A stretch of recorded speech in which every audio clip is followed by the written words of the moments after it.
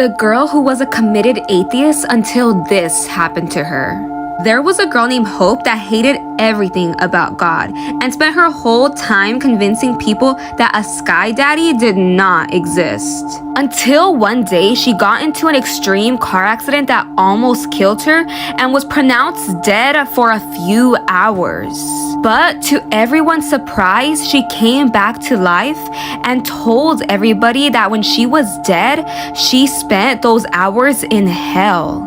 The doctors told her that they understood that it must have been traumatizing to be dead, but they didn't believe that she spent those hours in hell. She must have been confused. But Hope knew what she saw. She told everybody who believed her that hell was real and it wasn't just a myth to scare people. After she had a second chance at life, she decided to become a Christian and was so grateful that God had given her another chance. Until one night, she had a dream that she was going to get amnesia and forget everything that happened after the accident. Hope was so scared because she did not want to become an atheist again and go to hell after she died.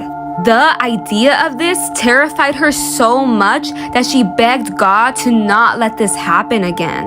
The pain of hell traumatized her so much that she had to take pills to be able to sleep. She trusted in God, but she also knew that she depended a lot on her medication. But when she was praying, she felt God telling her to trust Him. God told her that He was going to allow her to have amnesia because He didn't want Hope to only want to follow God because she was scared of hell, but to love Him genuinely because of who He was and what He did for her. So after that day, Hope decided to trust God. A few days later, Hope was in another car accident, but instead of dying like last time, she got amnesia, forgetting all about her relationship with God.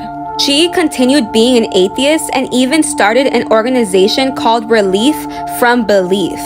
She became very successful and was invited to speak all over the world. But even then, something was missing. She still felt so empty. And even though she won every argument against Christians, it was the ones that she couldn't win against her own mind that hurt her the most. She dealt a lot with suicidal thoughts and was extremely depressed. I mean, what was the point of life? Why did it matter? Because most atheists believe that life was pointless, but that was one statement that she couldn't get herself to agree with.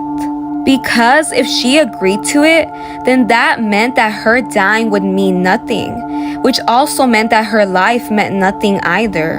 At night, she had a dream, or more of a nightmare, because she was praying to God. And when she woke up, she felt so scared because the prayer sounded familiar, as if she had lived it before. Hope felt so scared. Did she need to believe in a God to help her relieve her pain?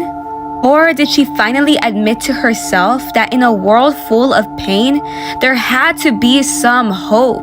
She fell asleep after the prayer, and for the first time in a long time, there was peace in her heart. She did not understand everything about God, but it was the start of her journey to faith. And this journey was not an easy one. It took time. She had so many questions, so many things that she had to resolve in her healing process to finally be able to accept God. She came to know Him and love Him, and it wasn't just a get-out-of-hell ticket card. She genuinely fell in love with the God of the universe. And even though she would not remember this, God brought her back to Him just like He had promised.